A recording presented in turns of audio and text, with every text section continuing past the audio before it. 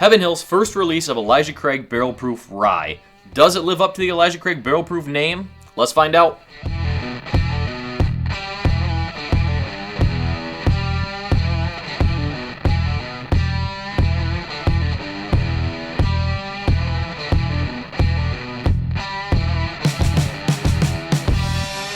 How are y'all doing today? My name's Chris. Welcome back to Bourbinsane.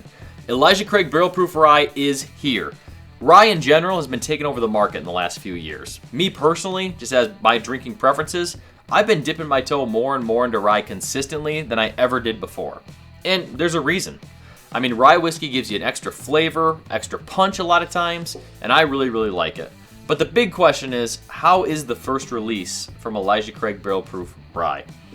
Let's talk about Elijah Craig a little bit, and just Heaven Hill in general. So Elijah Craig Barrel Proof Bourbon has been out for years and years and years. You know, we started with the Pirate bottles, which were just some wonderful stuff. Got to try a couple sample of those back in the day. Moved on to our 12-year age statement, barrel proof, unfiltered, all the specs we want on a bottle. Recently, within the last year or two, they took off that 12-year age statement, and we're back to no age statement necessarily. They're usually between 8 and 12 still.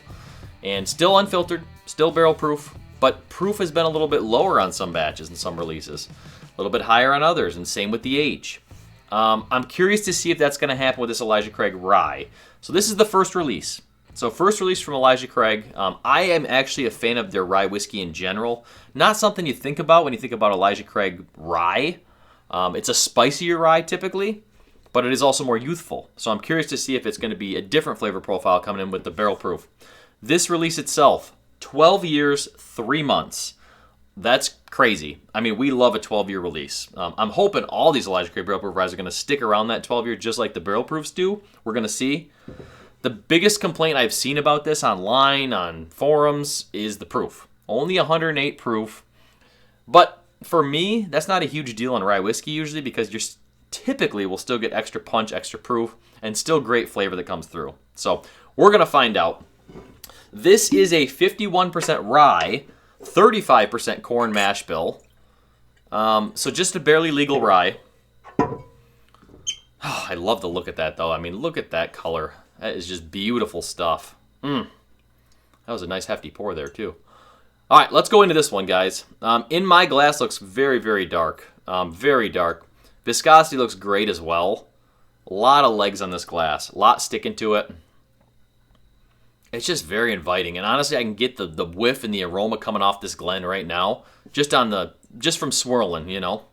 So I'm pumped. I had a few pours out of this already, so it's had some time to open up, which is a good thing. Most barrel-proof things, it needs a little bit of time. Shoulder area down is where it typically is at their sweet spot, so we're there now. So let's go into nose. Wow. It certainly gives just base Elijah Craig Rye vibes, you know, on initial nose. That spiciness is still there, but it does not smell anywhere near 108 proof. Even that being said, smells much smoother. There is a whole bunch of fruitiness coming through on this too. With rye whiskeys, especially younger rye whiskeys, which this is not, I'll get a lot of very bright citrus fruit. Think like lemon peel, orange peel. This is really more pepperiness, so that spice that's there. And it's really like a blend of light and dark fruit together, but it's more your red fruits. Think of like raspberries, blackberries. Maybe even like a cooked down dark cherry. So it's very fruity, very fruit forward, which is very surprising for a rye. Oak is absolutely present on this as well.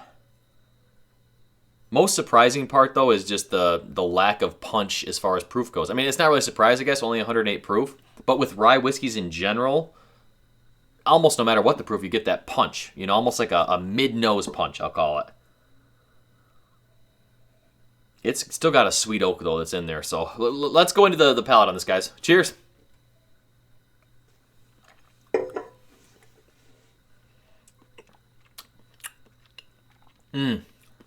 Wow. Yeah, I mean, my first couple pours I had of this were, I'd say, further up in the bottle. This is certainly improving, I'll say, even from then to now. When I first opened this, I was immediately in love with it to begin with. That could have just been because, I was excited to find the bottle. And first pour, you want it to be great because of the age statement, all that stuff. But I loved it. I thought it was really, really good. And it's improving now. There's more sweetness coming through than there was even on initial neck pour. The 12 years just, any rough edge you could possibly have on a rye whiskey, it just completely mellows it all out. There's definitely some baking spice in here. I mean, when I say that, I mean like your nutmeg, your cinnamon, clove a little bit. And I think that's because it's just that barely legal rye. You get still that sweetness that comes through from that corn in the mash bill. But I think the oak, the sweet oak is really what is mellowing out that bite in the mid palate. There's almost no rye bite in the mid palate, which is good and bad. I mean, if you're wanting to drink a rye whiskey and you want that bite, you'll probably want to go for something a little more youthful, honestly. Because for me, in my experience at least, older ryes, that rye spice is typically very mellowed. It turns more into like a creamy oak, almost like it does with bourbon. The mouthfeel is probably the most disappointing part for me. First sip, it was my first sip of the day. I think I said the mouthfeel was good, very good. I mean, that bite is coming through a little bit on mid-palate now, but there's not much coating on the sides of the palate, so I'm not getting a huge amount of salivation. That's probably my biggest gripe with this, and it's probably the proof. Like, I can see, I guess, on third, fourth, fifth pour I've had of this now, I could see the argument a little bit on proof, just because of maybe the lack of mouthfeel, the lack of finish. It's not to say I don't love it. I mean, this is a really, really good release, guys.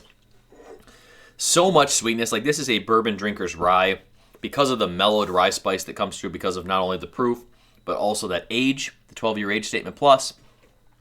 So if you are a bourbon drinker who already enjoys bourbon, like high-proof bourbons especially, and you're tiptoeing into rye, absolutely a great transition rye. And for me, this was about $70.